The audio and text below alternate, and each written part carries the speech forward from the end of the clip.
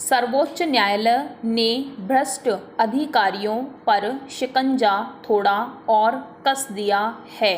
अदालत की संविधान पीठ ने व्यवस्था दी है कि भ्रष्टाचार के मामले में संयुक्त सचिव और उससे ऊपर के अधिकारियों की गिरफ्तारी में संबंधित प्राधिकार से अनुमति लेने की कोई जरूरत नहीं है और यह नियम 2003 से पहले के मामलों पर भी लागू होगा।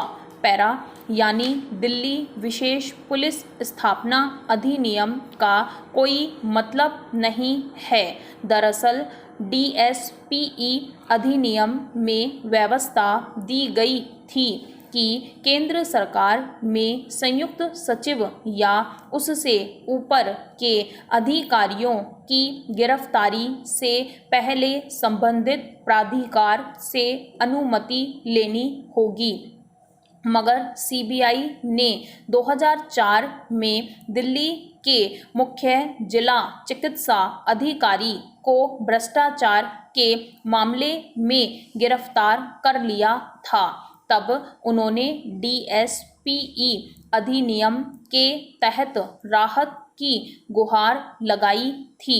उसके बाद इस अधिनियम के औचित्य की समीक्षा करते हुए सर्वोच्च न्यायालय ने 2014 में इस अधिनियम को ही रद्द कर दिया था। फिर यह सवाल उठा कि इस फैसले से पहले के लंबित मुकदमों के बारे में क्या नियम लागू होगा। उसी पर संविधान पीठ ने फैसला दिया है कि 2014 का फैसला इसके पहले के मामलों पर भी लागू होगा। इससे एक बार फिर जाहिर हुआ है कि अदालत भ्रष्टाचार के मामलों में किसी तरह की रियायत की पक्षधर नहीं है। पैरा दरअसल DSPE अधिनियम बना था तो उसके पीछे मकसद यही था कि किसी अधिकारी के गिरफ्तार होने की वजह से संबंधित महकमे का कामकाज बाधित न होने पाए। संयुक्त सचिव और उसके ऊपर के पदों का निर्वाह कर रहे अधिकारियों को अनेक गंभीर और जरूरी मामलों में तत्काल फैसले करने पड़ते हैं। अगर उन्हें अचानक गिरफ्तार कर लिया जाता है तो अनेक परियोजनाएं और दूसरे कामकाज ठप पड़ सकते हैं।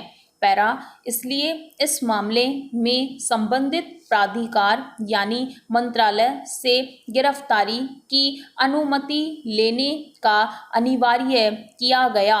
मगर यह अधिनियम एक से अधिकारियों के लिए कवच साबित हुआ। जांच एजेंसियों के पास पुख्ता सबूत होने के बावजूद वे किसी भ्रष्ट अधिकारी को तब तक गिरफ्तार नहीं कर सकती थी जब तक उन्हें संबंधित विभाग से अनुमति नहीं मिल जाती।